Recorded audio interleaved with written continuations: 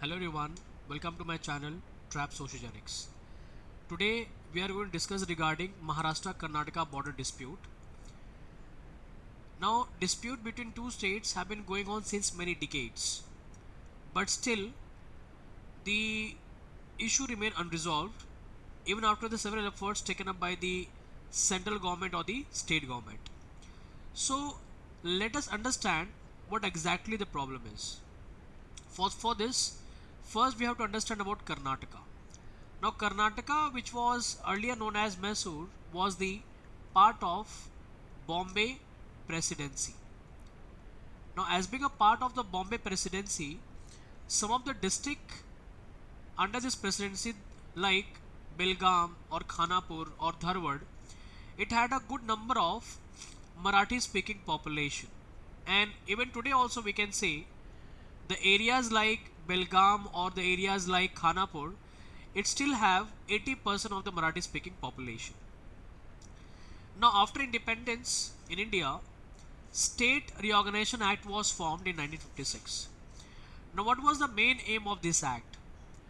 The major aim of this act was to provide boundary to the various states and territories of our country based on the linguistic lines, or we can say based on the language or tradition or culture of that area. So the members of this State Reorganization Act in 1946, they incorporated Belgaum as well as 10 talukas of Bombay Presidency to Mysore. And at that time they claimed that whichever region was given to Mysore, it had 50% of Kannada speaking population. It had 50% of Kannada speaking population. But the Marathi speaking population in that area, they oppose their claim, and they keep on opposing till present time as well. And they mention that even in 1956 and even today, that Marathi speaking population was more than the Kannada speaking population. So they did not supported this demarcation given by State Reorganization Act. So later from 1960s, Maharashtra started to claim that 865 villages including Belgavi, Karwar and Nipani should be merged with Maharashtra, which was later opposed by Karnataka. So Maharashtra government started to put pressure on the center to resolve this issue as soon as possible. Under this, the central government constituted Mahajan Committee on 25th October 1966 uh, under the Chief Justice of Supreme Court Meher Chand Mahajan. Now Meher Chand Mahajan with his member, they studied the demography of that area, they understood the issues, and they submitted the report. So the Mahajan Commission recommended some of its points that 247 villages including Jat, Akalkot and Solapur should be made the part of Karnataka, whereas 264 villages including Nipani, Khanapur and Nandgad should be given to Maharashtra.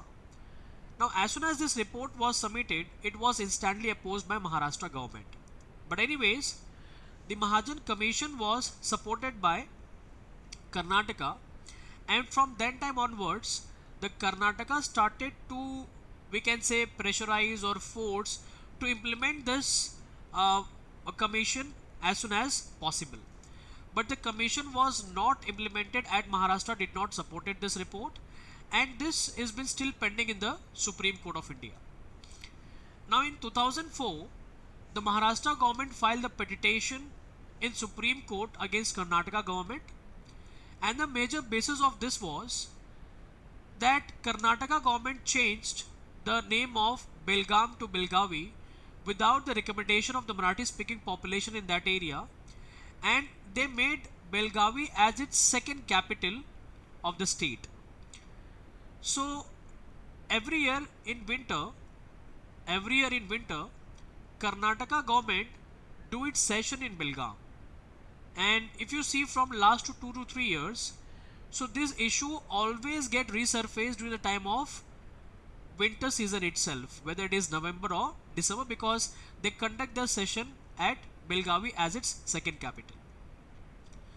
So if you see, this is the major issue between the Karnataka and Maharashtra government.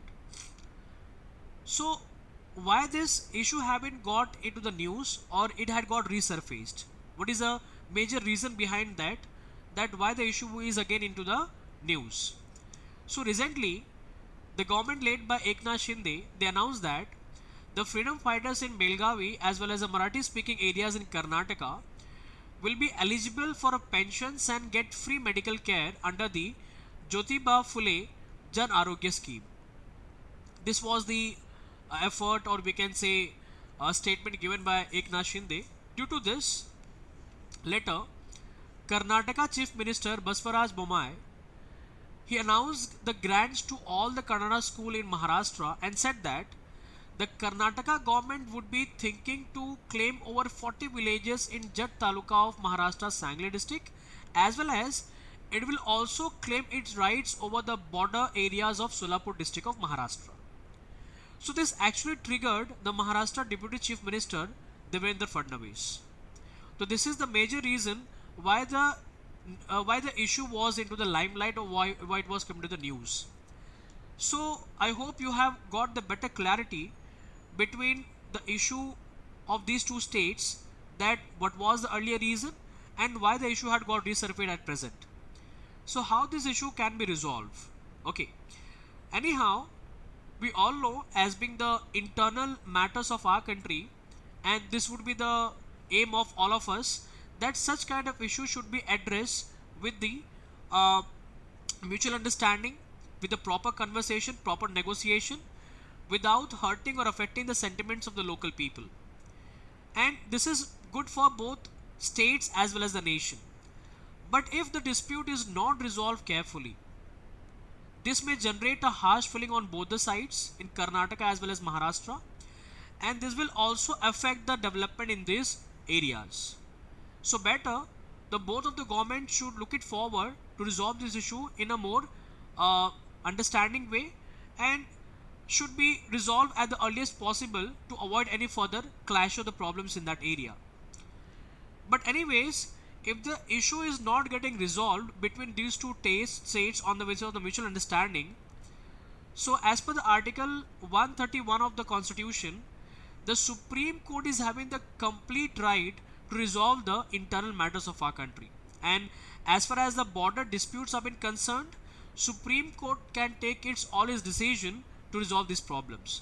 So if you see, if the border dispute is there between the government of India or one or more states, or between two states, these problems have been finally resolved by the Supreme Court of the country.